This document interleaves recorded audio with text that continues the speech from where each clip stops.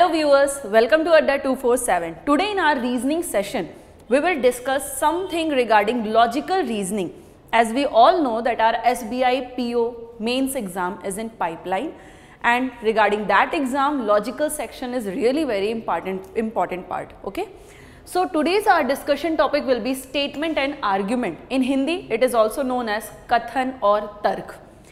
The format of statement and argument is something like that. आपको एक statement दे दिया जाता है, there are some counter arguments. Argument are of two types, one is in the favour and another one is in against of the statement. मतलब एक argument आपको favour में दिया जाता है स्टेटमेंट का, जिसका यस कह के कुछ तर्क होता है, और एक अगला आर्ग्यूमेंट होता है जो नो कह के कुछ तर्क दिया जाता है. हम बेसिकली सिर्फ यस और नो के बेसिस पे डिसाइड नहीं करेंगे कि कौन सा आर्ग्यूमेंट स्ट्रॉन्ग है, हमें उस आर्ग्यूमेंट की डिटेलिंग में जाना होगा. अब देखिए, मैंने आपसे एक चीज़ बोला स्ट्रॉन्ग है. वैसे तो हम लोग परंपरागत ट्रेडिशनली IBPS वाले या यू कैन से SBI और RBI, basically they ask which of the following is the strong argument, but you need to be mentally prepared because they can ask you this also that which of the following is the weak argument. आपको दोनों point of view आपका strong रखना पड़ेगा, strong argument का भी और week argument का भी. तो हम लोग एक प्रॉपर डिस्कशन बनाते हैं. एक हम लोग स्ट्रॉन्ग आर्ग्यूमेंट एक तरफ लिखते हैं, एक तरफ वीक आर्ग्यूमेंट लिखते हैं. देखते हैं किस तरीके के आर्ग्यूमेंट, कौन सा टॉपिक होता है, कौन सा ऐसा डिस्कशन होता है जो स्ट्रॉन्ग आर्ग्यूमेंट के अंदर आ जाते हैं, और कौन से ऐसे टॉपिक होते हैं जो वीक आर्ग्यूमेंट के अंदर आ जाते हैं. So here are some points regarding strong argument and regarding weak argument. Our first point says when related to development of the country, whether it is infrastructural development, it is educational development, अगर किसी भी development से related आपको argument तर्क दिया जा रहा है, then it will come under the category of strong argument. Second one says when it is experienced truth means based on our experiences. अगर कोई भी आर्ग्यूमेंट एक्सपीरियंस बेस्ड फैक्ट आपको प्रोवाइड कर रहा है, then that will also come under the category of strong argument. Another one is saying analysed truth. Analysed truth means the truth which is coming from the government of India, from their side. Not only government of India, it can also be a United Nation or any supreme authority of a country. किसी भी supreme authority की तरफ से कोई भी decision launch किया जा रहा है, whether it is from United Nations or government of India or anything, then it will come under the category of analyzed truth, and this will also come under the category of strong argument. And last one says universal truth. Universal truth means the truth which is commonly accepted to everyone, which is a fact accepted overall.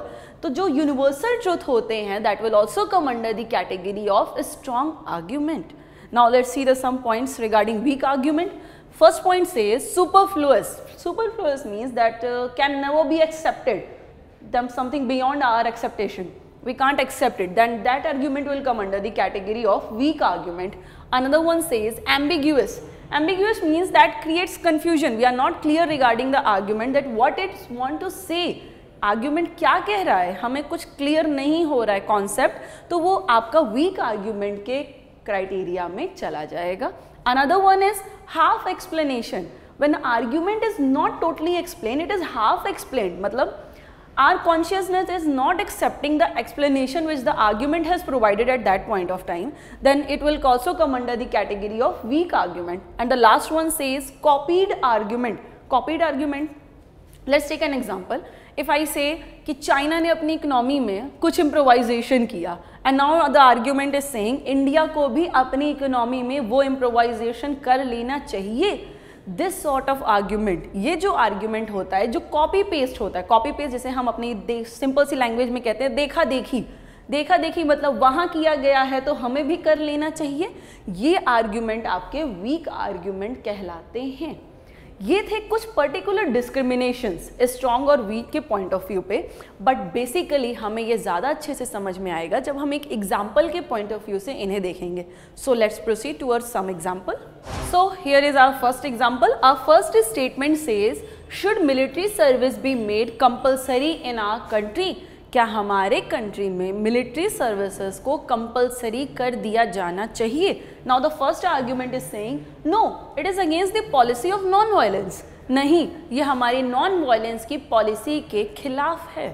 What's your opinion regarding our first argument? Our opinion quite will be what the rubbish they are talking about is against the policy of non-violence. It's content not talking regarding the statement, it's something beyond the statement. So ये हमारा irrelevant हो रहा है. हमारा first argument straight away cancel out हो गया अगर हमसे स्ट्रॉन्ग आर्ग्यूमेंट पूछा गया है. And now the second is saying yes every citizen should protect his country. हाँ, हर नागरिक को देश की रक्षा करनी चाहिए. अब देखिए होता क्या है हमारे साथ, we get influenced by the second argument. हम इससे इन्फ्लुएंस हो जाते हैं. Why? Yes every citizen should protect his country. हमारे दिमाग में तुरंत एक चीज स्ट्राइक करती है, हाँ सही कह रहा है, हर नागरिक को देश की रक्षा करनी चाहिए.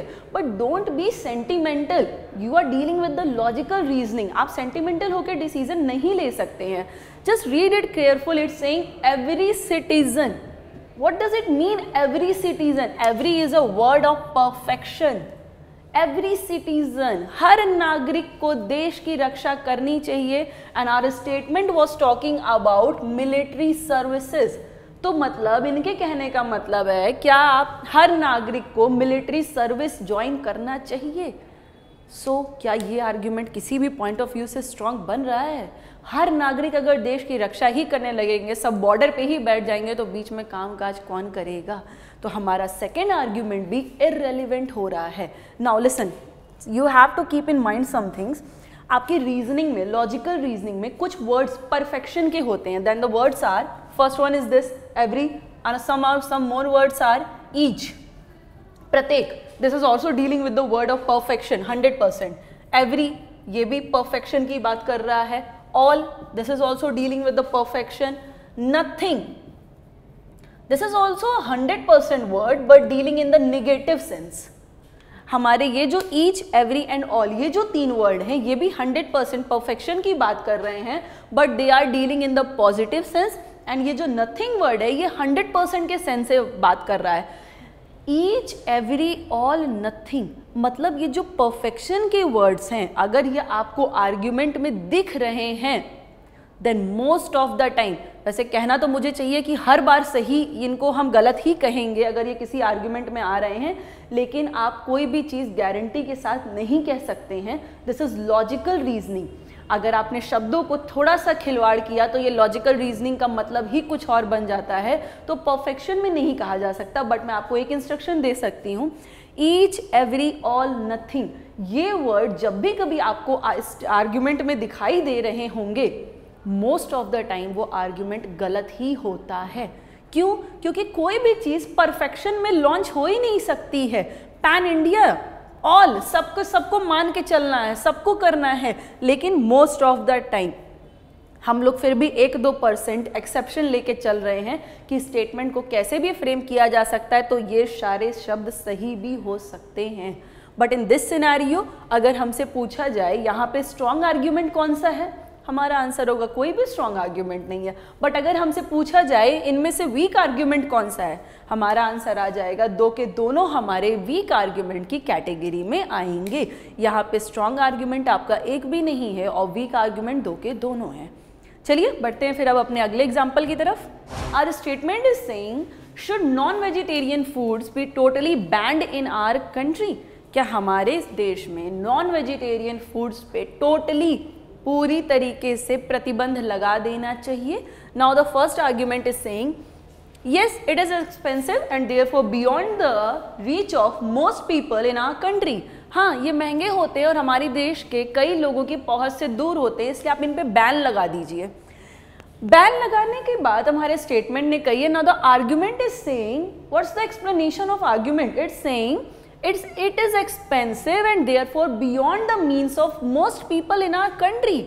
मतलब अगर ये बैन लगाना चाहते हैं तो ये तर्क दे रहे हैं कि ये एक्सपेंसिव है, लोगों की पहुंच से दूर है, इसलिए आप नॉन वेजिटेरियन फूड्स पे बैन लगा दो. क्या ये किसी भी पॉइंट ऑफ व्यू से रेलिवेंट बन रहा है? No, it is totally irrelevant.